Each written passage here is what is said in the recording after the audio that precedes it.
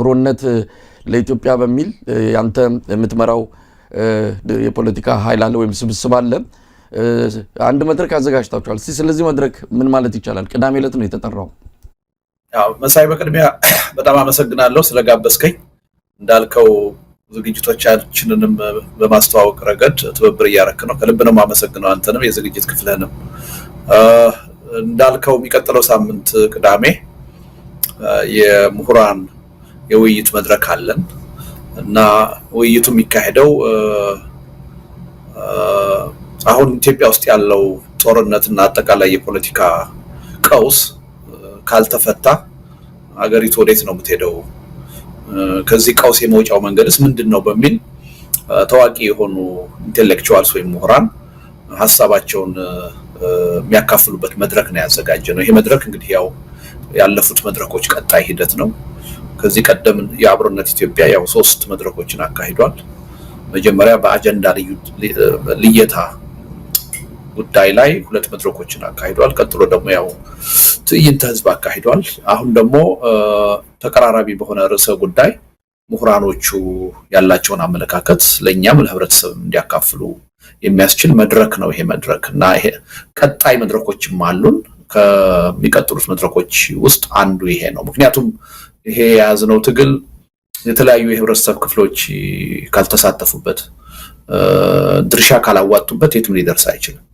ስለዚህ በተከታታይ እነዚህ ዋና የድርሻ አካል ናቸው የምንላቸውን ኃይሎች እየጋበዝን አመለካከታቸውን አቋማቸውን ህብረተሰቡ እንዲያዳምጠው እናደርጋለን በቅድሚያ የዚህ ሁሉ ጥረት ግን የመጨረሻ ግብ ምንድነው የሚሆነው የኢትዮጵያ ህዝብ ሰላማዊ ህዝባዊ ቢተኝነት ትግልን በአገሪቱ እንዲያቀጣጥልና አሁን ያለው ትግል ተጠናክሮ ለውጤት ወይም ለድል እንዲበቃ ማድረግ ነው ከዛ በፊት ግን መሰራት ያለባቸው ስራዎች አሉ ብለን እናምናለን የነዛ ስራዎች አንድ አካል ነው የዚህ የምሁራኖቹ ውይይት አቶ ልደሩ ምናልባት እነማን ሊሳተፉ እንደሚችሉ ይታወቃል ባለፈውም እንደዚሁ ከተለያዩ የፖለቲካ ኃይሎች የህብረተሰብ ክፍሎች የተሳተፉ እንደነበር ይታወሳልና አንዳንድ ጊዜ ማይታረቁ አንድ ላይ ሊታዩ የማይችሉ ሰዎችን መሰባሰቡ አንድ መልካም ነገር ሆኖ አንዳንድ ጊዜ ደግሞ መርህ እንዳያጣም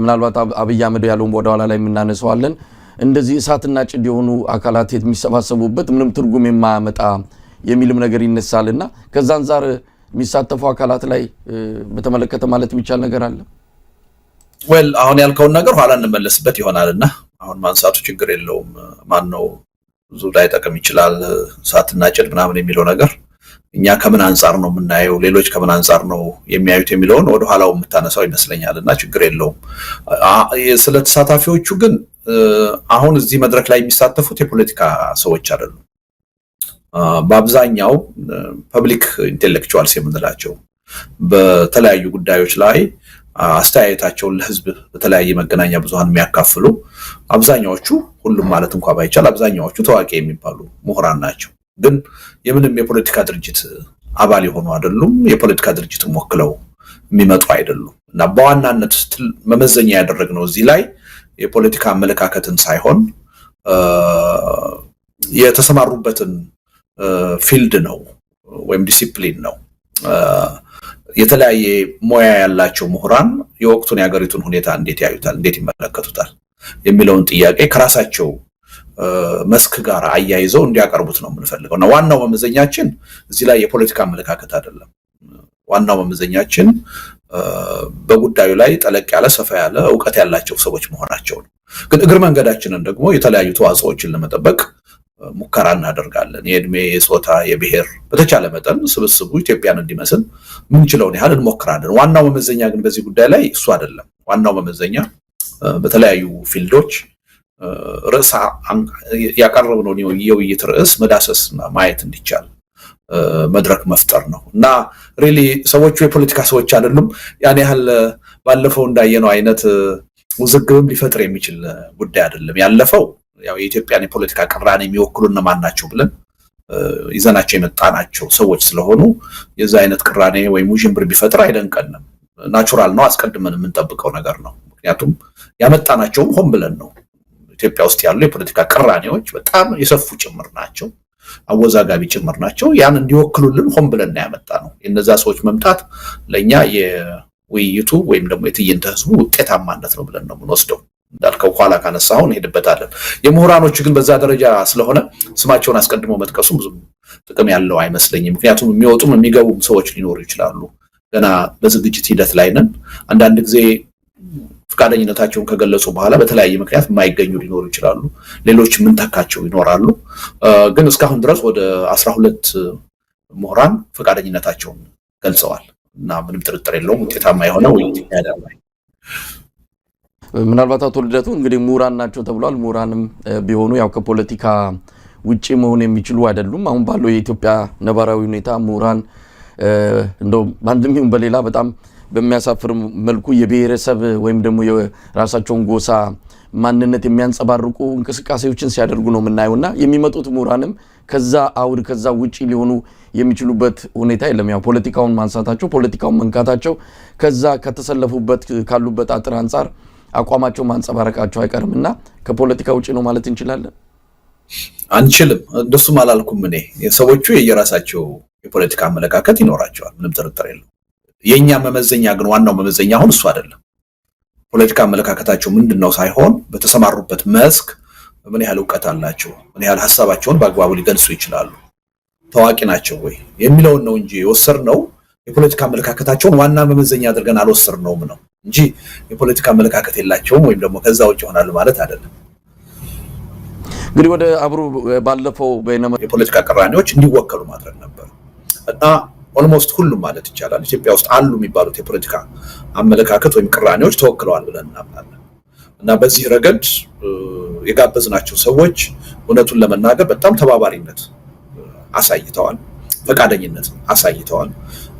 ድሮ መሳይ አንድ ውይይት ሲዘጋጅ እነማን ናቸው የሚቀርቡት እነከሌ ካሉበት አብረን አንቀርብም የሚል አይነት ስር የሰደደ አስተሳሰብ ነበር። አሁን እሱ የተቀረፈ መሆኑን ያየነው። እንደው እነማን ናቸው የሚቀርቡት ብሎ እንኳን የጠየቀን የለም። ውይይቱን ከተካሄደ በኋላ ሳትነግሩን ከነከሌ ጋር እንዴት አቀረባችሁ ብሎ ኮምፕሌን ያደረገ ማንም ቅሬታ ያቀረበ አካል የለም። እና የተለያየ የፈለገው አይነት አመለካከት ይኖረው የራሱ የሆነ ማህበራዊ መሰረት እስካለው ድረስ ከዛ ኃይል ጋር ቁጭ ብሎ መነጋገር መብት ብቻ ሳይሆን እንደ ፖለቲካ ኃይል ግዴታችን ነው ተብሎ የተወሰደበት ሁኔታ ነው ያየነው። እና በዚህ ረገድ አንድ ትልቅ ውጤት ነው ያገኘነው። እውነቱን ለመናገር ከጠበቅነው በላይ ነው ያገኘነው። ትንሽ ስጋትና ፍርሃት ነበረ ነው በዛ ረገድ ላይገኙ ይችላሉ ያልናቸው ሰዎች ነበሩ። በጣም በጎ ፈቃደኛነት አሳይተዋል። እና ይሄ ያሳየን ምንድነው የኢትዮጵያ የፖለቲካ ኃይሎች ይሄ በተናጠል የሚደረገው ሩጫ የትም እንደማያደርስ እየገባቸው መጥቷል። ካልተባበርን በስተቀር ለውጥ ማምጣት እንደማንችል፣ ካልተባበርን በስተቀር ማሸነፍ እንደማንችል ሁሉም በየራሱ መንገድ የተገነዘበበት ሁኔታ እንዳለ ነው የተረዳነው። ይሄ ደግሞ ለትግሉ መጣ ህዝብ ያስተላለፈ እና ሪሊ የሚዲያው ተሳትፎም ቀላል አይደለም። ይሄም ያሳየን ነገር አለ። ልክ እንደ ፖለቲካ ኃይሎቹ ሁሉ በሚዲያው ዙሪያ ያለው ኃይልም ተባብሮ የመስራት ፍላጎት እንዳለው፣ ካልተባበርን በስተቀር ልናሸንፍ አንችልም የሚል ተነሳሽነት ያደረበት መሆኑን አይተናል። እና በዚህም ረገድ ካየን ከጠበቅነው በላይ ውጤት ነው ያገኘን። ሶስተኛውና ዋናው ህብረተሰቡ ውስጥ ነው። ያው መሳይ ታስታውሳለህ መጀመሪያ ስንገልጽ 100,000 ሰው በቀጥታ የሚተላለፈው ለማድረግ ነው እቅድ ይዘን የገባነው። እና ሪሊ ፍርሃትም ነበረን ያን 100,000 ሰው በእርግጥ እናሳካዋለን ወይ የሚል ነበር። ግን ኢንተርኔት ተዘግቶ ኢትዮጵያ ውስጥ ማለት ነው መብራት ሁሉ ጠፍቶ የጠቅላይ ሚኒስትሩ ቃለ መጠይቅ ላይቭ ሁሉ እንዲቀርብ በዛ ሰዓት ተደርጎ ማመን በማይቻል ደረጃ ከ850,000 በላይ ህዝብ በቀጥታ የተመለከተው። በቀጥታ እንግዲህ ማለት ምንድነው በሳተላይት ቴሌቪዥን የሚተላለፉት ሚዲያዎች ሳይጨምር ማለት ነው። በሳተላይት የሚተላለፉ 3 ሳተላይት ቴሌቪዥኖች አስተላልፈውታል። በሚሊዮን የሚቆጠር ህዝብ ላይቭ ተከታትሎታል። በዩቲዩብ ብቻ ግን መቆጠር የቻለው ግን ከ850,000 እስከ 1 ሚሊዮን የሚጠጋ ህዝብ ተከታትሎታል። በ31 ሚዲያ ማለት ነው። ይሄ እውነቱን ለመናገር ከገመትነው በብዙ እጅ ምናልባት በ10 እጥፍ ያደገ ነው። ይሄ የሚያሳየን ምንድነው አሁንም ህዝቡ ራሱ ምን ያህል ለትግል የተጠማ እንደሆነ ተነሳሽነት ውስጥ እንደገባ ግፉ ብሶቱ ሞልቶ ሊገነፍል የተቃረበ እንደሆነ እና አታጋይ አጥቶ እንጂ ይሄ ህዝብ ተጨባጭ የሆነ ትግል ለማድረግ እየተዘጋጀ መሆኑን ያየንበት ነው። እንግዲህ ይሄ የመጀመሪያ ትዕይንተ ህዝብ ነው መሳይ። በዚህ ትዕይንተ ህዝብ ይሄን ያህል ህዝብ መሳተፉ ወደፊት በቀጣይ በመንፈጥራቸው መድረኮች ምን ሊሆን እንደሚችል መገመት ይቻላል እና ከህዝቡ ተሳትፎ አንፃር ዋናው የትግሉ ባለቤት ህዝቡ ነው እኔ ዋናው ውጤታችንን መለካት ያለብን ከህዝቡ ተሳትፎ አንፃር ነው የሚል እምነት አለኝ ከህዝቡ ተሳትፎ አንፃር ከ10 እጥፍ በላይ የሆነ ውጤት ነው ያገኘነው እንግዲህ በአጠቃላይ ስታየው በእነዚህ መመዘኛዎች በጣም ውጤታማ ትዕይንተ ህዝብ ነው የሆነው ደግሞ ኢምፓክቱን ማየት ይቻላል በገዢው ፓርቲ ዙሪያ ምን ፈጠረ ከፍተኛ የሆነ መርበርበድ ነው የፈጠረው ሽብር ነው የፈጠረው ስጋት ነው የፈጠረው ሁሉ ጊዜ የምንለው ምንድነው ተቃዋሚዎች መተባበር አለብን ይሄ አገዛዝ በስልጣን ላይ መክረም የቻለው መቆየት የቻለው እኛ ደካሞች ስለሆነ ነው መተባበር ስላልቻልን ከተባበርን ግን ያጭር ጊዜ ጉዳይ ነው ነበር ምን አገዛዙን ያስነገጠው ይሄ ነው በቃ እነዚህ ተቃዋሚ ኃይሎች በአንድ መድረክ እንደዚህ መታደም ከቻሉ ነገ ከነገ ወዲያ ወደ ትብብር ሊሄዱ ነው ማለት ነው ከተባበሩ ያልቅልኛል ብሎ ስለሚሰጋ እና ይሄም ቀላል ነገር አይደለም በገዢው ፓርቲ ዙሪያ የፈጠረው ኢምፓክትም ተጨባጭ እንደሆነና ግልጽ እንደሆነ አይተናል ሊደብቁት በማይችሉ ደረጃ እስከ ጠቅላይ ሚኒስትሩ ድረስ የተለያዩ ባለስልጣናት ወጥተው ፍርሃታቸውን ስጋታቸውን ሳይወዱ በግድ የገለጹበት ሁኔታ ነው የተፈጠረው እና ከብዙ አቅጣጫ ካየው እውነቱን ለመናገር እኛ እንደ አንድ መነሻ ስፕሪንግ ቦርድ ሆኖ እንዲያገለግል ነው የጀመርነው ይሄን ጉዳይ እንደው ይሄን ያህል ትልቅ ውጤት ተጠብቀንበት አልነበረም የተገኘው ውጤት ግን ብዙ ነገሮችን የሚልና በጣም አበረታች የሆነ ነው የሚል እምነት አለኝ ምናልባት ከመድረኩ ጋር በተያያዘ የሚነሱ ክፍተቶች ወይም አንዳንድ ድክመቶች አሉ የሚለን ነገር በወቅቱም ከተለያዩ ባለሙያዎች ጋር ተንታኞች ጋር ስንነጋገር ነበር በተለይም ከመርህ አንፃር አሁን አገዛዝ ይብቃ ነው እንግዲህ ጦርነት ይቆም የሚል ነው መሪ ቃሉ በዛ አንፃር አገዛዝ ይብቃ ብለው አቶ ስብሐት ነጋ ሲገኙ ምናልባት ትርጉም አያጣም ወይ ይሄንን ስርዓት በማዋለድ አሁን እና አብይ ያሉበትንም የብልጽግናው መሪዎች የመጡት ከዚሁ ከኢህአዴግ ስርዓት ውስጥ ነውና አገዛዝ ያብቃ ሲባል ለ27 ዓመታት ስልጣን ላይ የነበረው የዋት ኢህአዴግን አገዛዝ ከጀርባም ይሁን ከፊት ለፊት ሆኖ ሲሰሩ የነበሩት አቶ ስብሐት በዚህ መድረክ ላይ መገኘታቸው ትርጉም አለው ወይ የሚልም ነገር ይነሳል ሌላው እንግዲህ ትዕይንተ ህዝብ ነው ጦርነት ይቆም አገዛዝ ያብቃ የሚል ነው ነገር ግን አብዛኛው የቀረበው ከዚህ ይልቅ እያንዳንዱ የቀረቡት ሰዎች የየራሳቸውን ብሶት የየራሳቸውን የሚወክሉትን ማህበረሰብ ጥያቄዎች እንጂ ያቀረቡት ከዚህ ከጦርነቱ ጋር በተያያዘ ከአገዛዝ ማብቃት ጋር በተያያዘ መሪ ቃሉን የሚወክል በደንብ የተላለፈ መልእክቶች ነበሩ ወይ በዛ አንፃር ምክክር ነው የተደረገው ወይስ ትዕይንተ ህዝብ ነው የተደረገው ከዚህ አንፃር እንደው ከመነሻቸው የነበረውን ሁኔታ አልሳተም ወይ የሚሉ ነገሮች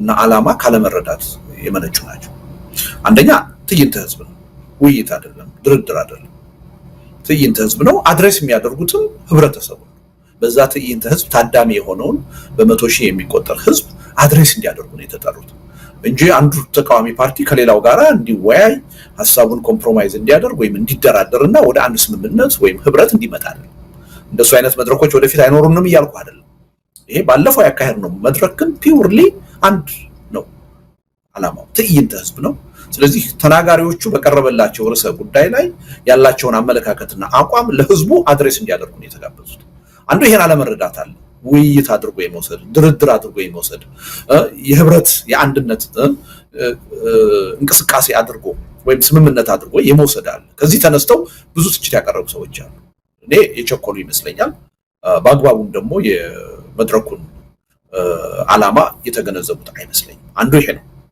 ሁለተኛው አቦይ ስብሐት ብቻ አይደሉም ጠቅላይ ሚኒስትር እኮ አብይ አህመድ ተጋብዘዋል መመዘኛችን ማን ምን አይነት አቋም አለው አይደለም ማን ከማን ጋር ይሄዳል አይደለም መመዘኛችን እኛ መርጠን ያቀረብነው ርዕሰ ጉዳይ አለ በዚህ ርዕሰ ጉዳይ ኢትዮጵያ ውስጥ ያሉ የፖለቲካ አስተሳሰቦችን ወይም ቅራኔዎችን የሚወክሉ የፖለቲካ ኃይሎች ተገኝተው አቋማቸውን ይግለጹ ስለዚህ ዶክተር አብይ የሚወክሉት የራሱ የሆነ የፖለቲካ አመለካከት አለ አገዛዝ ያብቃ ጦርነት ይቆም ዋና ተዋናይና አገዛዙ ራሱ የሆነን ግለሰብ መጋበዝ ከመሪ ቃሉ ጋር አይጋጭም መሳይ መጥቶኮ ያ አካል ከፈለገ አሁን ዶክተር አብይ ድፍረቱ እና ፍላጎቱ ቢኖራቸው መጥተው ለምሳሌ ሰላም ይኖር የሚለውን እደግፋለሁ ጦርነት ይቆም የሚለውን እደግፋለሁ አገዛዝ ይቁም የምትሉት ግን አልደግፍም በኢትዮጵያ ተጨባጭ ሁኔታ አገዛዝ የለም ብለው እኮ ሊከራከሩ ይችሉ ነበር። ሌሎቹ ደግሞ የራሳቸውን አቋም ያንጸባርቃሉ። ምንም ከዛ የተለየ አይደለም። አቦይ ስብሃት የራሳቸው ማህበራዊ መሰረት አላቸው። በትግራይ ፖለቲካ ቀላል የሚባል ሚና ያላቸው ሰው አይደሉም። የእሳቸውን አመለካከት እንደግፋለን አንደግፍም ሌላ ጉዳይ ነው። እዛ ውስጥ የቀረቡ ሰዎች አብዛኛዎቹ ታውቃለህ ከኔ የፖለቲካ አመለካከት ጋር የሚሄድ አመለካከት አይደለም ያላቸው። አንዳንዶቹ በትጥቅ ትግል የሚያምኑ ናቸው። አንዳንዶቹ በብሔር አደረጃጀት የተደራጁ ናቸው። አንዳንዶቹ የራስን ዕድል በራስ መወሰን እስከ መገንጠል የሚል አመለካከት የሚያምኑ ናቸው። ልጨምርልህ ይችላል። ጥያቄያችን ግን አሁን ከኛ ጋር የሚሄደው አመለካከት ማን ነው? ከኛ ጋር የሚስማማው አመለካከት ማን ነው የሚል አይደለም። ኢትዮጵያ ውስጥ ያሉ የተለያዩ የፖለቲካ አመለካከቶችን ሊወክሉልን የሚችሉ ሰዎች ወይም ድርጅቶች እነማን ናቸው? እና በዚህ መስፈርት ነው አቦይ ስብሃትም የተጋበዙት ጠቅላይ ሚኒስትር አብይም የተጋበዙት። እና ይሄን ካለመረዳት ልክ አንድ ትብብር ለመፍጠር የተደረገ እንቅስቃሴ እንደሆነ እና የወዳጅነት መድረክ እንደሆነ አድርገው የሚተቹዋሉ። ጠቅላይ ሚኒስትሩም ኋላ ላይ ያቀረቡት ትችት ስህተት የሚሆነው ለዛ ነው። የሚቀርቡት ብሎ ቢጠይቀን አንድ ሰው እንናገር ነበር። ምን ሚስጥር የለንም። ካወቀ በኋላ የመገኘት ያለ መገኘት ፋንታ ይሱ ነው። ግን በጣም የሚገርም ሁኔታ ከቀረቡት 15 ሰዎች አንዳቸው እነማን ናቸው የሚቀርቡት ብለው አልጠየቁም። ከውይይቱ በኋላ ደግሞ አንዳቸው ለምን ከነከሌ ጋር ሳትነግሩን አቀረባችሁ ብለው ቅሬታ አላቀረቡ። ስለዚህ እኔ እነዚህ ሰዎች የወሰዱት እርምጃ ትክክል ነው የሚል እምነት አለኝ። ተከታዮቻቸው አንዳንድ ተከታዮቻቸው በተለያየ መንገድ ሊቃወሙ ይችላሉ። እኔ ተገቢ አይመስለኝም። መሪዎቻቸው የወሰዱት እርምጃ በጣም ተገቢ እርምጃ ነው የሚል እምነት ነው ያለኝ። እና እኔ ትንሽ ሚስ አንደርስታንዲንግ የመኖር ጉዳይ ነው እንጂ ይሄን ያህል የተፈጠረ ወይም ደግሞ ከተነሳንበት ዓላማ ያፈነገጠ ነገር አለ ብዬ አላምንም። ርዕሰ ጉዳዩን የመጠበቅ ጉዳይ ያው መሳይ መቼም ታውቀዋለህ። ትንሽ ለውይይት ያለን ባህል ገና ስለሆነ አንዳንድ ጊዜ ከርዕሱ የመውጣት እና የራስን ብሶት አጉልቶ የማሳየት ነገር ይኖራል። ግን ከሞላ ጎደል እውነቱን ለመናገር አብዛኛዎቹ ምን ያህል ተገደው እንጂ ጦርነትን እንደማይፈልጉ በደንብ ገልጸዋል። እና እንዳውም ሰላም ስትራቴጂክ ግባቸው እንደሆነ ነው የገለጹት። አንድ እሱ ነው። ሁለተኛ ህዝባዊ ሰላማዊ ቢተኝነት በኢትዮጵያ ውስጥ ቢቀጣጠል የሚደግፉት ነገር እንጂ የማይቃወሙት መሆኑን ገልጸዋል። ይሄ ቀላል አይደለም። ሌላውና በጣም ኢምፖርታንቱ ግን ለወደፊቱ ስራችንን የሚጠቅመን እና ትልቅ በጎ ምልክት ያየንበት ነገር ግን ሁሉም መተባበር አለብን የሚለውን መልእክት አስተላልፈው፣ ስንተባበር ነው የምናሸንፈው የሚለውን መልእክት አስተላልፈው እና ይሄ እኔ በጣም በጎ ነው ብዬ ነው የማየው። ግን ደግሞ ይሄ መድረኩ ምናልባት ሲደጋገም ልምዳችንንም የበለጠ እያዳበር ነው ስንሄድ ከርዕስ ውጪ የሚሄዱ ጉዳይ እና በራስ ጉዳይ ላይ ብቻ የማተኮሩ ነገር እየተቀረፈ ይመጣል የሚል እምነት አለኝ። በዛ ረገድ ድክመት ነበረ ወይ ካልከኝ ግን እቀበላለሁ። ነበረ። አብይ አህመድን ንግግር እየፈለግኩት ነው። እንግዲህ ይህንን አስመልክቶ አብይ አህመድ በፓርላማ ንግግር አድርጎ ነበረ።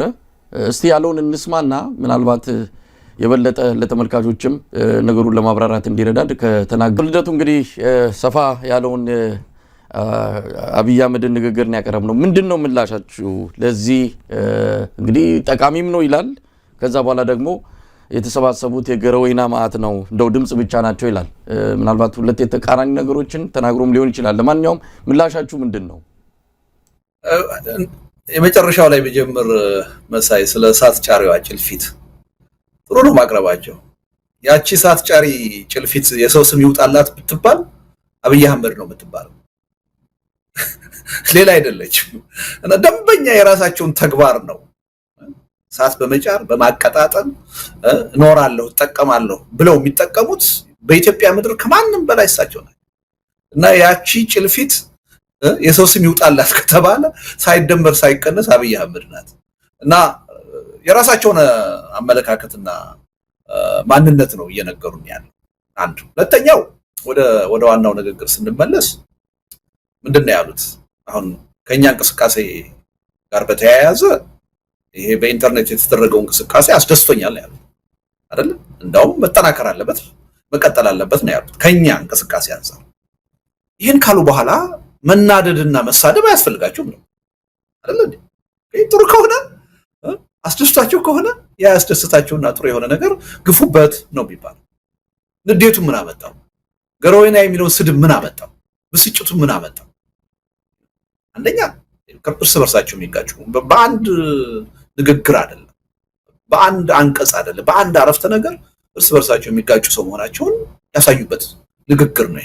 ሁለተኛ ከራሳቸው ደግሞ ይሄ አሁን ያልኩት ከኛ ነው ከራሳቸው አንፃር ይሄ የተደረገው እንቅስቃሴ የኢንተርኔት እንቅስቃሴ ተቃዋሚዎቹ ያካሄዱት መደመር ኢንአክሽን ነው አሉ። መደመር ታውቃለህ የኔ እምነት ነው የኔ ርዕይ ነው ብለው የሚያምኑት አመለካከት ነው።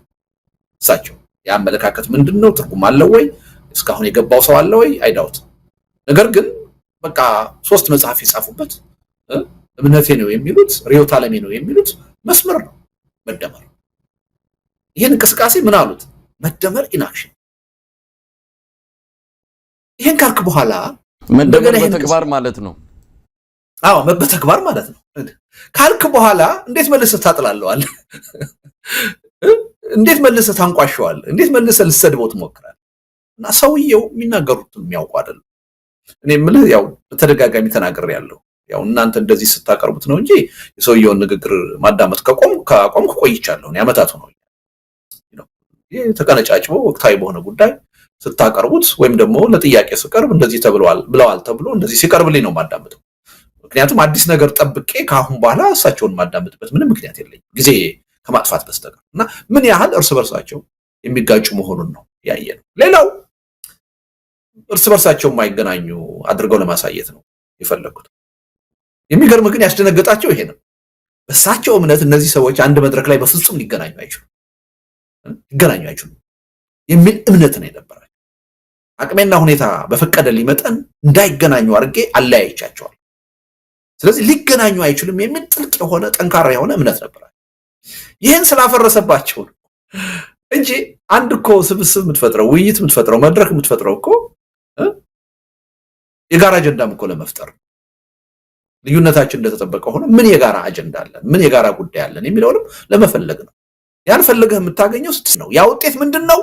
በእሳቸው እምነት በመንግስታቸው እምነት አንድ ላይ ሊሰባሰቡ አይችሉም ሊገኙ አይችሉም ያሏቸው የፖለቲካ ኃይሎች የለም የጋራ ጉዳይ አለን ልዩነት ብቻ አይደለም። አንድ ሀገር ውስጥ ነው ያለነው አንድ ህዝብ ነው ያለን አንድ ሀገር ነው ያለን። ስለዚህ የጋራ ጉዳይ አለን ብለው ስለተገኙ ነው። እውነቱን ለመናገር ደግሞ እንኳንስ በአንድ ሀገር ያሉ የፖለቲካ ኃይሎችና በዓለም ላይ ያሉ የፖለቲካ ኃይሎች ሁሉ የጋራ ጉዳይ አላቸው። የሰው ልጅ ሆኖ የተፈጠረው ሁሉ የጋራ ጉዳይ አለው። እኛ ዜግነት እንጋራለን አገር እንጋራለን። አገር እየተጋራህ ዜግነት እየተጋራህ የጋራ ጉዳይ የለኝም ልትል አትችልም በአንድ ሀገር ውስጥ እየኖር። ስለዚህ መጀመሪያውኑ የጋራ ጉዳይ የላቸውም ብሎ መነሳት የተሳሳተ የፖለቲካ ትንታኔ ወይም ግንዛቤ ነው። እንኳንስ እኛና ሌሎች ተቃዋሚዎችና እኛና ብልጽግና ፓርቲ የሰለጠነ የፖለቲካ ማካሄድ ተስኖን እንጂ የጋራ ጉዳይ እኮ አለን። ሀገሪቱ እኮ የጋራችን ናት እኮ አይደለም። የሰላም መኖር እኮ የጋራ አጀንዳችን። ትልቁ ችግር ምንድነው? አገዛዙ እዛ የሚያምን አይደለም። ተቃዋሚ የሆነውን ሁሉ ጠላት አድርጎ መጥፋት አለበት ብሎ በኃይል መንበርከክ አለበት ብሎ የሚያስብ ስለሆነ ከነሱ ጋር የሚያገናኘኝ ነገር የለም ብሎ የሚያምን ኋላ ቀር አመለካከት ያለው ስለሆነ ነው እንጂ እኮ አንድ በስልጣን ላይ ያለ መንግስትና ተቃዋሚ ፓርቲዎች እኮ የጋራ ጉዳይ አለ። ልዩነት ብቻ አይደለም ያለው። አንድ ሀገርና ህዝብ እስካለ ድረስ የጋራ ጉዳይ የሚጠበቅ ነው ይኖራል። የለም ብሎ መነሳት ራሱ በጣም የተሳሳተና አሉታዊ የሆነ የፖለቲካ አመለካከት እና መቼም የእሳቸውን ንግግር ማዳመጥ የሚያታክት ነገር ነው መሳይ። ግን ዞሮ ዞሮ ከኛ አመለካከትም ጋር አብሮ የሚሄድ አይደለም። እንኳን ከኛና ከራሳቸው አምንበታለሁ ከሚሉት የመደመር አመለካከትም ጋር አብሮ የሚሄድ አይደለም። እርስ በርሱ የሚጻረር የሚቃረን ነገር ነው ሲያነሱ ያየን። አዎ እንደው በመድረኩ ላይ የተገኙትን ከሀገር ቤት በተለይ እነሱን ሲያዋክቡና አንዳንድ ማስፈራራቶችም ሲደርስ መድረኩን እንዳስደነገጣቸው እንደፈሩት በደንብ ያሳይ ነበረ። ነገር ግን መድረክ ላይ ወጥቶ ወይም በፓርላማው ንግግሩ ላይ ግን በጣም የሚደገፍ ሐሳብ ነው ያለው። እንግዲህ ተጋብዞም አልተገኘም። ለማንኛውም እኔም በግሌም ከሌሎችም ጋር ስንወያይ የዚህ መድረክ ጠቃሚነቱ ጎልቶ ነው የታየንና ኢትዮጵያውያን እንደዚህ ተሰባስቦ በአንድ የቴሌቪዥን መስኮት ላይ እንደዚህ ሲታዩ ቀላል የሚባል ነገር አይደለም። እውነት ለመናገር ይሄ የኢትዮጵያ ብሔራዊ የምክክር ምንድነው የሚባለው ኮሚሽን የሚባለው የሚሰራውን ስራ ነው እንግዲህ መስራት የሚገባውን እየሰራ አይደለም። ያንን እንደዚህ አይነት ኃይሎችን ነው ማገናኘት ማነጋገር የነበረበት። ያንን አላደረገም። እናንተ የምክክር ኮሚሽኑን ኃላፊነት ጭምር የተወጣችሁ አድርጌ ነው እኔ በግሌም የወሰድኩትና የሚደገፍ ሐሳብ ነው። እንደው መሰል መድረኮችን ወደፊት እናያለን ወይ በተለይ ከዚህ ጋር በተያያዘ እንዲህ አይነቶቹን ምክንያቱም ትልቅ ነገሮች ናቸው። እሱ ላይ ከመሄድ በፊት አሁን ያነሳው ሐሳብ ላይ ከምክክር ኮሚሽኑ ጋር ተያይዞ ኤግዛክትሊ አሁን ያልከው ነገር ትልቅ ቀድመንም ስንናገረው የነበረ ነገር ነው። አሁን የምክክር ኮሚሽኑ ችግሩን እየፈለገ ያለው ችግሩ የሌለበት ቦታ ላይ ነው። ወረዳ ሄዶ ቀበሌ ሄዶ ህብረተሰብ ውስጥ በፖለቲከኞቹ ችግር ሰላሙን ያጣው ህብረተሰብ ውስጥ ሄዶ ነው ችግሩን እየፈለገ ዋናዎቹን የቅራኔውን ባለቤቶች የቅራኔውን አራጋቢዎች አካሄጆች ጠበንጃ ይዘው የሚታገሉትን የሚፋለሙትን ኃይሎች አይደለም አሰባስቦ መፍትሄ እየፈለገ ያለው ችግሩ ያለበትን ቦታ ወደ ጎን ትቶ ችግሩ የሌለበት ቦታ ነው እየፈለገ ያለው እና ይሄ ምክክር ኮሚሽን የትም ሊደርስ አይችልም። እውነቱን ለመናገር አሁን የሰራነው አይነት ስራ ነበር መስራት የሚገባው። ይሄ ኃይል ነው ከብልጽግና ጋር ተጨምሮ የኢትዮጵያ የፖለቲካ ቅራኔ ሊወክል የሚችል በእነዚህ ኃይሎች መካከል ሊካሄድ የሚችል እውነተኛ ውይይትና ድርድር ምክክር ነው መፍትሄ ሊያመጣ የሚችል። እሱ ግን ያው የጠቅላይ ሚኒስትሩን ዓላማ ለማሳካት ነው እየጣረ ያለው። ችግሩ የሌለበት ቦታ ሄዶ ነው እየፈለገ ያለው። ችግሩ የሌለበት ቦታ ሄዶ ችግሩን ልታገኘው አትችልም። ድካም ነው የሚሆን። የፈለገ አይነት ውሳኔ ሊወሰን ይችላል። አሁን ይሄ ምክክር ኮሚሽን በሚያደርገው እንቅስቃሴ ይገባናል። አይወሰንም እያልን አይደለም። ግን 1983 ነው የሚሆነው። 1983 እኮ ህገ መንግስት ወጥቶ በህዝብ ውሳኔ ጸደቀ ተብሎ ተነግሮናል አይደል እንዴ? አልተቀበልነው። ህብረተሰቡ አልተቀበለውም። እስካሁን ትልቅ የሆነ የፖለቲካ ቅራኔ ሆኖ ነው የቀጠለው ህገ መንግስቱ። ለምን?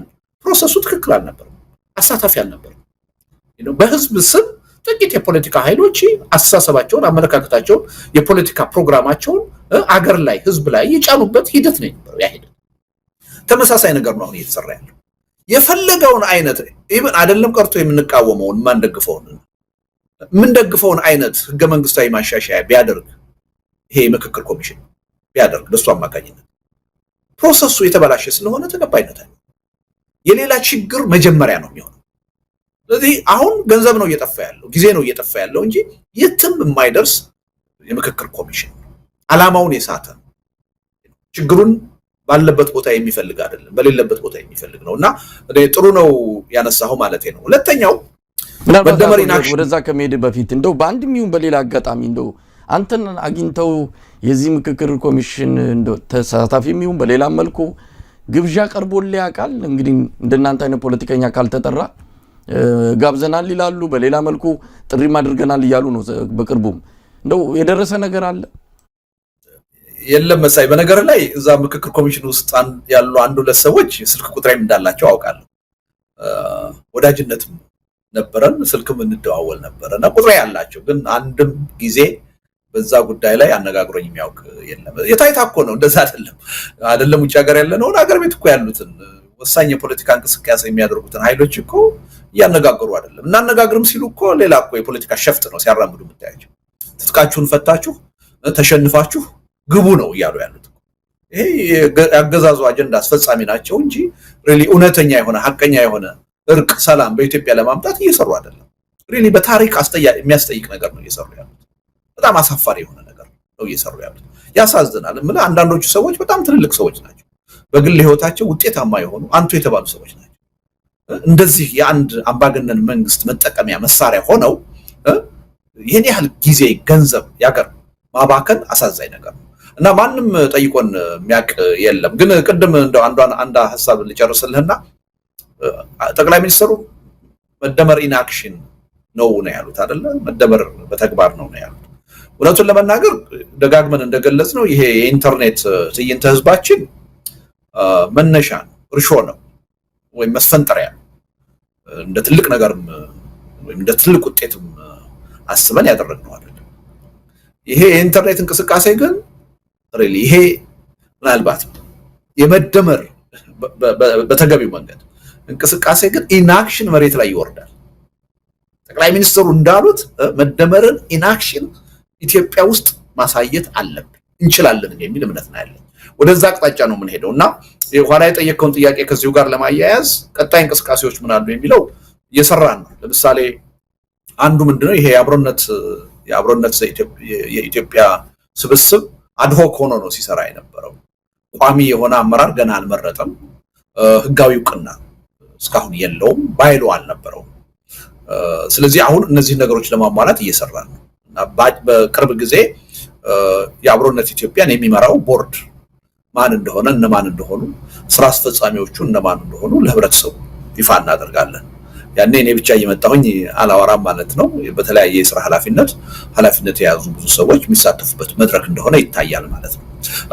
በአሜሪካን መንግስት ምዝገባ እናካሂዳለን። ለትርፍ የማይሰራ የፕሬዠር ግሩፕ የሆነ አካል መሆኑን የሚያሳይ ምዝገባ እናካሂዳለን። የባይሎ የማጽደቅ ስራ እየሰራ ነው። ድራፍቱ ተዘጋጅቶ ውይይት እያካሄደ ነው። ስለዚህ አንዱ የምንሰራው ይሄ ውስጣዊ ሁኔታችንን በደንብ አድርጎ የማጠናከር ስራ ነው። እሱን በአጭር ጊዜ እንጨርሳለን የሚል እምነት አለኝ። ከዛ በጎን በጎን ግን ስራ አልፈታንም። ትልቅ የሆነ የህብረተሰብ ተነሳሽነት ተፈጥሯል። እንደው ምንድነው እየሰራችሁ ያላችሁት? በቀጣይ ምን ልትሰሩ አስባችኋል? ቅድም ካልኩ ከፍተኛ የሆነ ከጠበቅነው በላይ የትግል ተነሳሽነት ነው። ስለዚህ ከዛ ሞመንተም ጋራ ሊሄድ የሚችል እንቅስቃሴ ማድረግ አለብን። ስለዚህ በአንድ በኩል ውስጣዊ ስራችንን እየሰራን፣ በሌላ በኩል ደግሞ ለዛ ለተጨባጩ ህዝባዊ እንቅስቃሴ አስፈላጊ የሆኑ ቅድመ ሁኔታዎችን እየሰራን አሁን ይሄን መድረክ የኢንቴሌክቹዋልስ መድረክ የሚቀጥለው ሳምንት እናካሂዳለን።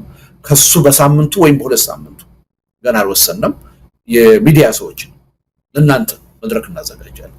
እንዳልኩ የትኛውንም ያህል ተቃዋሚ ፓርቲዎች ብንተባበር ይሄ ትግል በሚዲያ ሰዎች ካልተደገፈ አስቸጋሪ ነገር፣ የሚዲያ ሰዎች ካላመኑበትና የዚህ ትግል ደጋፊ ሆነው ካልቆሙ የትም መድረሳችን። ስለዚህ ሪሊ ተመሳሳይ ወይም ተቀራራቢ በሆነ ርዕሰ ጉዳይ ላይ የሚዲያ ሰዎችን እናወያያለን። አንድ እሱን ከጨረስን በኋላ ደግሞ ሲቪክ ኦርጋናይዜሽኖች ወሳኝ ናቸው። ፖለቲካ ፓርቲዎች፣ ሚዲያዎች እነዚህ ዋና ተዋናይ ናቸው። ሲቪክ ማህበራት ደግሞ ዋና ተዋናይ ናቸው። እነሱን ደግሞ እንዲሁ እንጋብዛለን። የፖለቲካ ትግሉን ሊረዱ ሊያግዙ የሚችሉ ሲቪክ ማህበራት እነማን ናቸው? እነዚህን ደግሞ አሰባስበን በዚሁ ተቀራራቢ በሆነ አጀንዳ እናወያያለን። ከዛ በኋላ ወደ ምንድን ነው የምንሄደው? እነዚህን 3 መድረኮች ከጨረስን በኋላ ተመልሰን ወደ ተቃዋሚዎቹ ነው የምንሄደው። ተቃዋሚዎቹ እንዲሁ ዝም ብሎ አንድ መድረክ ላይ መጥቶ መነጋገርና መለያየት ብቻ ሳይሆን ተጨባጭ በሆኑ የጋራ ጉዳዮች ላይ ህብረት ግራንድ ኮሊሽን የሚፈጥሩበትን ሁኔታ ማመቻቸት፣ ወደዛ ነው የምንገባው። ያን ስራ አሁን አቁመነዋል ማለት አይደለም፣ በአደባባይ ባይታይም እየሰራ ነው። ስለዚህ እነዚህን ውይይቶች እስከ 2 ወር ድረስ ከጨረስን ከ2 ወር በኋላ የተቃዋሚዎቹ ወደ አንድ ግራንድ ኮሊሽን በሚኒመም አጀንዳ የሚመጡበትን ሁኔታ ነው የምንሰራው። ይሄን ከጨረስን በኋላ ወደ ምንድን ነው የምንሄደው? ተጨባጭ ወደሆነ አገዛዝ አንበርክክ። ይሄ አገዛዝ አንቀጥቅጥ ሂደት ውስጥ ነው ያለ ነው፣ እየተንቀጠቀጠ ነው። በመንቀጥቀጥ ግን ማብቃት የለበትም፣ መንበርከክ አለበት። ወዶ ሳይሆን በህዝብ ትግል ተገዶ ይሄ አገዛዝ ለሰላም ለእውነተኛ ድርድር መንበርከክ አለ። ስለዚህ የዚህ ሁሉ አጠቃላይ ሂደት ውጤት ምንድነው? የምንጠብቀው ከ2 ከ3 ወር በኋላ ተጨባጭ ወደሆነ መሬት ላይ ወደሚሰራ ሰላማዊ ህዝባዊ እምቢተኝነት መግባትና አገዛዝ አንቀጥቅጥ የሆነ ትግል ማድረግ። ለዛ የሚያስፈልጉትን ዝግጅቶች ሁሉ እያደረግን ነው። ግን በአንድ አካል ተሳትፎ ወይም እንቅስቃሴ የሚሳካ ነገር አለ መሳይ። ሁላችንም በዚህ ጉዳይ ላይ አምነን ስንተባበር ነው። ፓርቲዎቹ ስንተባበር፣ ሚዲያዎቹ ስንተባበር፣ ሲቪክ ማህበራት፣ የኢትዮጵያ ኢንቴሌክቹዋልስ እነዚህ ሁሉ በአንድ ድምፅ ለህዝባችን አንድ አቅጣጫ ካሳየነው ህዝባችን የማይከተልበት ምንም ምክንያት የለም። እኛ ከተበታተን ከተለያየን የተለያየ ነገር የምናወራ ከሆነ ግን ህብረተሰቡ በአንድነት ሊቆም አይችልም። ሪሉ የትኛው ነው ትክክለኛው አቋምና መንገድ የሚለውንም በአግባቡ ለመለየት ይቸገራል ህብረተሰብ። አንድ ሆነን አንድ አቅጣጫ አንድ መልእክት ከሰጠነው ግን ህዝባችን እንደሚከተል ምንም ጥርጥር። ስለዚህ የሁላችንም ትብብርና ርብርብ ያስፈልጋል። ይሄን ስራ ከጨረስነው በኋላ እኔ እንደው ከልቤ ነው የምልህ፣ ማጋነን አይደለም፣ ይሄ በጣም በጣም እጅግ ደካማ የሆነ መንግስት ነው አሁን በስልጣን ላይ ያለ።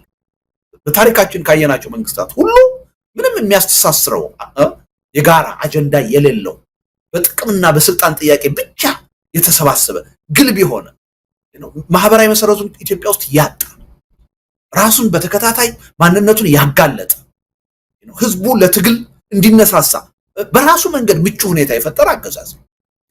በእኛ ዙሪያ የሚሰሩትን እነዚህ ቅድመ ሁኔታዎች ከሰራን በኋላ እኔ ይሄን መንግስት ቻሌንጅ ለማድረግ የሳምንታት እድሜ በቂ ነው። በጣም ቀላል። ከባድ ያደረግነው ውስብስብ ያደረግነው እኛ ነን። እኛ አለመተባበራችን፣ እኛ አንድ ላይ አንድ ቋንቋ መናገር አለመቻላችን፣ አንድ አቅጣጫ ለህብረተሰቡ ማሳየት አለመቻላችን በእኛ ድክመት ነው ይሄ አገዛዝ ይሄ ደካማ አገዛዝ እየኖረ ያለው። እና ሪሊ እኔ አድካሚ የሚመስለኝ ረጅም ጊዜ ሊወስድብን የሚችለው ረጅም ጉልበት የሚጠይቀን በእኛ ውስጥ ያለውን ስራ አስቀድሞ በጥራት መስራት። ያን ከሰራን አገዛዙን ቻሌንጅ የማድረግና በህዝብ ትግል የማንበርከኩ ጉዳይ እጅግ ቀላል ነው የሚል እምነት ነው ያለኝ።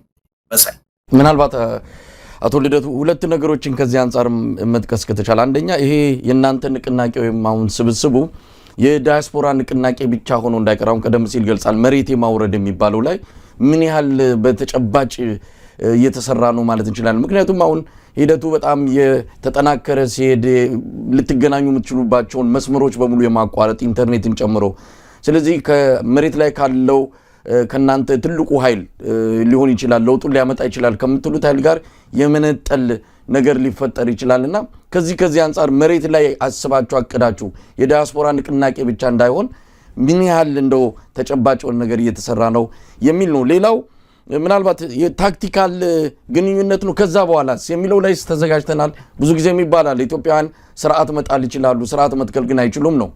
ስርዓት ለመጣል የማይተባበርልሃል ከዛስ በኋላ ተመልሶ ታጥቦ ጭቃ እንዳይሆን ምን የታሰበ ነገር አለ? እንደው ከወዲሁ መነጋገር ካልተጀመረ ዝም ብሎ በትብብር ስርዓቱን መጣልማ እንዳልከው ብዙም ላይከብድ ይችላል። በጣም መሰረታዊ ጥያቄ ነው መሳይ አሁን ያነሳው። አንደኛ ቅድም ያልከው ላይ ልምጣና በዋናነት እኛ የምናምነው ትግሉ ሊካሄድም ሊመራም የሚችለው አገር ውስጥ ነው የሚል እምነት ነው ያለው። ዋናው ውጭ ሀገር ትግል መካሄድ ይችላል። የዛ ትግል ዋና ሚና ግን ትግሉን መደገፍና ማጠናከር ነው። በዋናነት ትግሉ የሚካሄደው አገዛዙ ያለበት ህዝቡ ያለበት አገር ውስጥ ትግሉን በዋናነት የሚመሩት ኃይሎች አገር ውስጥ መኖር አለባቸው የሚል እምነት ነው ያለው። ለዛ ነው በቀደም ለምሳሌ 15 የፖለቲካ አመለካከት የሚወክሉ ኃይሎችን የጠራ ነው አይደል? ከ15 ውስጥ 8ቱ አገር ቤት ያሉ ናቸው። ለምንድን ነው 8ቱን አገር ቤት ያደረግነው? ውጭ ሀገር ያሉ ሰዎችን ብናደርግ ሞር ይቀል ነበር። በቀላሉ እናገኛቸዋለን፣ ኢንተርኔት አይቆራረጥም፣ አገዛዙን አይፈሩም፣ በቀላሉ ይገኙልናል። ኖ ይሄ ትግል በዋናነት መካሄድ ያለበት አገር ቤት ነው። ለውጥ የሚያመጣውም አገር ቤት የሚካሄድ ትግል፣ ዋናዎቹን ትግሉን የመምራት ኃላፊነት ያለባቸው አገር ቤት ያሉ ሰው የሚል እምነት ስላለን አንዱ ይሄ መሰመር አለ። ስለዚህ ገንቢ በሆነ ሁኔታ ግን ውጭ ያለው ኃይል ትግሉን የሚያጠናክር ከፍተኛ ሚና አለ። እውነቱን ልንገርህ የማጠናከር ብቻ አይደለም፣ ትግሉን የማይጎዳ ስራ የመስራት ራሱ ስራ ብንሰራ ቀላል አይደል። አገር ውስጥ ያለው ትግል እየተበከለ ያለው እየተበተነ ያለው እርስ በርስ ስምምነት እንዳይኖር አንጃዎች እንዲፈጠሩ እያደረገ ያለው አብዛኛው ኃይል ውጭ ሀገር ያለ ይሄን ራሱ ማስቀረት በጎ ያልሆነ ነገር መስራቱ ማስቀረት አገር ቤት ላለው ትግል እጅግ ትልቅ ጥቅም አለው የሚል ነው። ከዛ በላይ ግን አልፈን ትግሉን በአዎንታ ሊደግፍ የሚችል ስራ ከፍተኛ ስራ እዚህ ሀገር መስራት ይችላል። የፋይናንስ ድጋፍ ይፈልጋል። የሀገር ውስጥ ትግል በዚህ ረገድ ትልቅ ሚና መጫወት ይችላል። የኢንፎርሜሽን ፍሰት ይፈልጋል። እዚህ ነፃነት ያለበት ሀገር ነው። ሚዲያ እንደልብ ነው። በዛ ረገድ ትግሉን የሚረዳ ትልቅ ነገር የፒአር ስራ መስራት ይችላል። በዲፕሎማሲ ረገድ ትግሉን ሊያጠናክር ወደ ውጤት ሊያበቃ የሚችል ትልቅ ስራ መስራት ይችላል። በጣም ደካማ የዲፕሎማሲ ስራ ነው እየተሰራ ያለው። ትግሉን የሚያጠናክር ስራ አይደለም እየሰራን ያለው። ስቴት ዲፓርትመንት በኢትዮጵያ ጉዳይ ላይ አሁን ጥሪ ቢያደርግ ተሰባስቦ መቅረብ የሚችል ኃይል የለም። ሁሉም እንዳልከው የራሱን አካባቢና የፖለቲካ አጀንዳ ይዞ ነው የሚቀርብ። እንዳውም መቅረቡ ትዝብት ውስጥ ነው የሚጥል። ይችን ሀገር በጋራ የማስቀጠል ፍላጎትና ችሎታ ያለው ኃይል አይደለም የሚል መልእክት ነው ለዲፕሎማቲክ ኮሚኒቲው እናስተላልፍ እና ሪሊ ይሄን ሁሉ ችግር ከፈታን አገር ቤት ያለው ትግል እንዲጠናከር ትልቅ አስተዋጽኦ ነው እና በዛ ረገድ የጠራ አመለካከት ነው ያለው። ሁለተኛው ያነሳው መሰረታዊ ጥያቄ እውነት ነው። የኢትዮጵያ ሕዝብ ሲታገል ነው የኖረው። መታገል ብቻ አይደለም፣ በትግሉ ሂደት ውስጥ ተሳትፎ እያደረገ መስዋዕትነት ሲከፍል ነው የኖረው እስካሁን ድረስ። ግን የተካሄዱ ትግሎች ሁሉ ፍሬ ሲያፈሩ አላየንም። ሲጨናገፉ ሲጠለፉ ነው ያየነው። ከዚህ ምንድነው የምንማረው የሚለውን ነገር ሲሪየስሊ ነው የወሰድነው እና ደጋግሜ በተለያዩ መድረኮች ገልጬዋለሁ። ሁለት ነገሮችን ማድረግ አለብን። አንደኛ የምናደርገው ትግል በስሜት መሆን የለበትም። በጥናት የተደገፈ መርህ ያለው በሐሳብ በአጀንዳ የተደገፈ መሆን አለበት። እንዲሁ በስሜት የምናደርገው ትግል የትም አያደርስም። ስለዚህ የፖለቲካ ቅራኔዎቻችን ምንድናቸው? እነዚህን ቅራኔዎች ልንፈታ የምንችለው በምን መንገድ ነው? የምንሄድበት መንገድ ምን አይነት መንገድ ነው የሚሆነው? የምንደርስበት ውጤት ምንድነው የሚሆነው? ፖስት ብልጽግና ኢትዮጵያ ምንድነው የምትሆነው? እንዴት ነው ይችን ሀገር ወደፊት ማስቀጠል የምንችለው በሚለው ጉዳይ ላይ የጠራ አጀንዳ መያዛል። አንዱ የአብሮነት ኢትዮጵያ ሊሞላው የሚፈልገው ክፍተት ይሄን አጀንዳ እያዘጋጀ ለፖለቲካ ኃይሎች ማቅረብ አትሊስት መነሻ ማቅረብ የማጽደቁ የመቀበሉ ጉዳይ የነሱ ሆኖ መነሻ አጀንዳዎችን እያቀረበ በዚህ ረገድ የጠራ አመለካከት እንዲ ትግሉ በስሜት ሳይሆን በጠራ ሐሳብ መርህ እንዲመራ ማድረግ አንዱ ይሄ ነው። ሁለተኛ በተናጠል መሆን የለም። 2010 እነ ዶክተር አብይን ለስልጣን ያበቃው እንቅስቃሴ በዋናነት ታውቃለህ በፓርቲ የተመራ ነው። በቃ ብሶት ውስጥ ገባ ህብረተሰቡ፣ በተለይ ወጣቱ በኦሮሚያ በአማራ ክልል ትልቅ የሆነ ህዝባዊ አመጽ እንቅስቃሴ ተፈጠረ። መንግስት መቋቋም አልቻለም። ግን ተሰባስቦ ይችን ሀገር እንዴት ነው ማስቀጠል ለውጡን የሰመረ ማደርገው እንዴት ነው በሚለው ላይ ዝግጅት አልነበር። ፓርቲዎች አይደሉም የሚመሩት። ስለዚህ ተጠለፈ፣ ተኮላሽ። አሁን ይሄ ትግል ከዚህ መማር አለበት። ስለዚህ በተናጠል ሳይሆን በጋራ ጉዳይ ላይ ተሰባስበን በህብረት የምንመራው ትግል መሆን፣ በቁጥጥራችን ስር ያለ የለውጥ ሂደት መሆን አለበት፣ ትግል መሆን አለበት። ማንም ዝም ብሎ ተነስቶ በስሜት የሚመራው መሆን የለበት። እንደው የህብረተሰቡን ብሶት በመቆስቆስ የሚመራ ትግል መሆን የለበት። ከዛ መማር አለበት። እነዚህ ሁለት ነገሮች ካሳካል፣ ያሳሰብ ጥራት ካመጣን፣ በድርጅቶች ህብረት እንዲመራ ካደረግን ውጤቱ አገዛዝን መጣል ብቻ አይሆንም። ውጤቱ ከአገዛዙ በኋላ ዘላቂ የሆነ ሰላም እና ዘላቂ የሆነ ዴሞክራሲ የማምጣት ነው እና በዚህ ረገድ በጣም ልዩ ትኩረት ሰጥተን እየሰራን፣ አለበለዚያ ያለፈውን ታሪክ ነው የምንደግመው። መሳይ ይሄ አገዛዙን እኮ የመጣል ጉዳይ እኮ በራሱም የውስጥ ችግር እኮ ነገ ሊፈርስ ይችላል። ታጣቂ ኃይሎችም እኮ ተጠናክረው እኮ ነገ ሊያፈርሱት እኮ ይችላሉ። ደካማ መንግስት ነው፣ አሁን እየተሸረሸረ ነው። እንደው ሌላውን እንተወውና በኢኮኖሚ አቅም ብቻ ጦርነቱን እኮ ማስቀጠል የማይችልበት ሁኔታ አንድ ወቅት ላይ ይፈጠራል። ይሄ መንግስት ወዳቂ መንግስት መሆኑ እኮ ጥርጥር እኮ የለው። ውስጡም ቅድም እንዳልኩ ያያያዘው አስተሳሰብ አይደለም፣ ሀገራዊ ወይም ህዝባዊ አጀንዳ አይደለም፣ ወይም ርዕዮተ ዓለም አይደለም። ያስተሳሰራቸው ጥቅም ነው፣ ገንዘብ ነው፣ ስልጣን ነው። ይሄ ኃይል የትግል ጫናን ለረጅም ጊዜ ተቋቁሞ መቀጠል የሚችል አይደለም፣ በማንኛውም ጊዜና ሁኔታ ሊበተን የሚችል።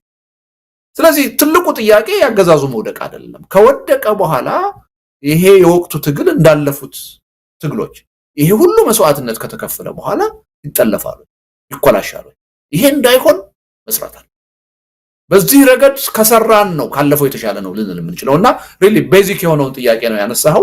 እኛም ልዩ ትኩረት ሰጥተን እየተንቀሳቀስን ያለነው በሱ ጉዳይ ነው። አቶ ልደቱ በኢትዮጵያ ከቅርብ ጊዜ ወዲህ ተዋናዮቹ በዝተዋል። የሀገር ውስጥ ብቻ ሳይሆኑ አሁን ይሄ ጂኦፖለቲካል የሚባለው በጣም ከአፍሪካው ቀንድ ጋር በተያያዘ ብዙ እጆች ገብተዋል። ብዙ ተዋናዮች እንዲገቡ ደግሞ አብይ አህመድ ፈቅዷል። በተለያየ መልኩ አሁን መሬት እስከመያዝ ብዙ ንብረት እስከማፍራት ነገ ከነገ ወዲያ የሚመጣውን ነገር አናቆም። ከዛ አንጻር የጂኦፖለቲካ አጠቃላይ ሁኔታውን የእናንተ መሰባሰብ የኢትዮጵያ ፖለቲካ ኃይሎች ብቻ መሰባሰብ ለውጥ ላይ ያመጣ ይችላል። በአንድም ይሁን በሌላ እነዚህ ከዳር ያሉ ጥቅም አለን ወይም ደግሞ በሌላ መልኩ የፖለቲካ ፍላጎታቸውን ለመጫን የሚፈልጉ ኃይሎች ነገ እንቅፋት ወይም ደግሞ በእናንተ መሃል ትልቅ አደጋ ሊያመጡም ይችላሉና እሱንስ ታሳቢ ያርጋቸዋል? አዎ ምንድነው እሱ ጥያቄ ተገቢ ጥያቄ ነው። ግን ይሄ ከዲፕሎማሲ ከውጭ ወይም ከጂኦፖለቲክስ ጋር የተያያዘው ምን ጊዜም ቢሆን ከውስጣዊ ሁኔታ ጋር ተያያዥ ነው። እንደ ሀገርም እንደ መንግስትም እንደ ተቃዋሚም ውስጣዊ ጥንካሬ ካለህ የዲፕሎማሲ ድጋፍ የማግኘት እድል ሰፊ ነው። ውስጣዊ ጥንካሬ ከሌለህ ግን ድጋፍ አታገኝም። ስለዚህ ከዚህ አንፃር አገዛዙን ካየነው ከጊዜ ወደ ጊዜ በዓለም አቀፍ ደረጃ ያለው ተቀባይነት እየወረደ ነው። ማንነቱን የውጭ ኃይሎች የውጭ መንግስታት እያወቁት ነው የመጡት። እያወቁት መጥተው ግን ተጨባጭ የሆነ እርምጃ ወይም ደግሞ ድጋፍ ለምንድን ነው ለተቃዋሚው ጎራ የማያደርጉት? ቅድም ያለው ክፍተት ስላለ ተቃዋሚው ጎራ ይሄን ኃይል ከስልጣን አስወግዶ የተሻለ ስርዓት አምጥቶ አገሪቱን እንደሚያስቀጥላት ግልጽ የሆነ ማሳያ እያቀረበ አይደል? በዛ ደረጃ መተማመን እየፈጠረ አይደል? በዚህ ምክንያት እየጠሉትም ደካማ መሆኑንም እያወቁት እንዳይሞት እንዳይድን ይሄ ግሉኮስ አይነት ነገር እየሰጡ ይሄን አገዛዝ ማሰንበትን የመረጡበት ሁኔታ ነው። ሪዲ ለዛ ጉዳይ ዋናዎቹ ተጠያቂዎች እኛ ነን የሚል እምነት አለ። ያን እንዲያደርጉ ያደረጋቸው የኛ ድክመት እኛ ተጠናክረን ካገዛዙ የተሻለን መሆናችን ኢትዮጵያን በተሻለ መንገድና ሁኔታ ምናስቀጥል መሆናችን በተጨባጭ ካሳየናቸው ብዙ ወዳጆችን ማፍራት እንችላለን በጂኦፖለቲክሱ ያለውን የኃይል አስተላለፍ መቀየር እንችላለን ለተኛ እንኳንስ ደንበኛ ስራ ሰርተንና የተሻለ ዲፕሎማሲ የተሻለ ፒአር ስራ ሰርተንና አሁን ባለው ተጨባጭ ሁኔታ እኮ ገዢው ፓርቲ ያለው የዲፕሎማሲ ድጋፍ እኮ እዚህ ግባ ብትለዋል ኢቭን በአካባቢ ሀገር እነማን ናቸው ወዳጆቹ አብዛኛዎቹ እኮ በጠላትነት ተሰልፈዋል ከሱዳን ጋር ያለበትን የገባበትን ቀውስ እናውቃለን ከኤርትራ ጋር ያለበትን ቀውስ እናውቃለን ከጅቡቲ ጋር ያለበትን ሁኔታ እናውቃለን ከሶማሌ ጋር ያለበትን ሁኔታ እናውቃለን አይደል እና ከአብዛኛዎቹ ጎረቤቶቹ ጋር እንኳን ስምምነት የሌለው መንግስት ነው በአካባቢ ሀገሮች እናውቃለን እኮ አንድ ዩናይትድ አረብ ኤሚሬትስ ናት በዋናነት ይሷም ደግሞ ትቀጥላለች ወይ በዚህ እነሱም ጥቅማችን በአካባቢ ያለን ጥቅም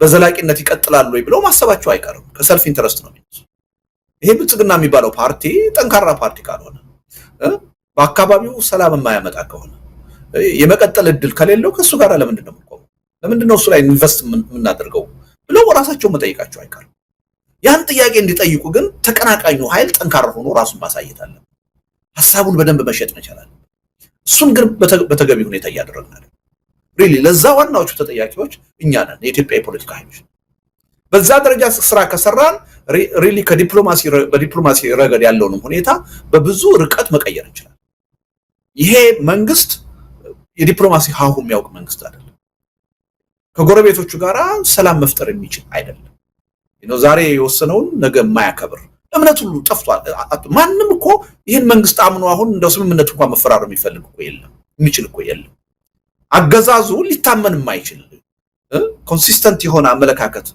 ያለው እንዳልሆነ እኮ በተጨባጭ በተግባር አሳይቷል በትኛውም ቦታ እየገባ ተገቢ ያልሆነ ነገር እየፈጠረ እየተነቆሰ ከአብዛኛው ጋር ተቃቅሮ የተናቀ መንግስት ነው እና እኔ እንደ ትልቅ ችግር አላየው ግን ስራ ይጠይቃል ያን ስራ በአግባቡ ከሰራን ሪሊ ብዙ ወዳጅ ማግኘት እንችላለን የሀገዛዝ ራሱን በራሱ የነጠለ ነው የሚሄድበት መንገድም ከዲፕሎማሲ አንፃር አዋጭ አይደለም ምንም የሚረዱት እኮ ሀገሮች ለመሳሪያ ለመስጠት ወይም ለመሳሪያ ግዥ ነው የሚረዱት አይደል እንዴ ከኢኮኖሚ አንፃር ከኢንቨስትመንት አንፃር ከፖለቲካ አንፃር የሚደግፉት ኃይሎች እኮ ከጊዜ ወደ ጊዜ እየጠፉ ነው የመጡት እየቀነሱ ነው የመጡት እርዳታ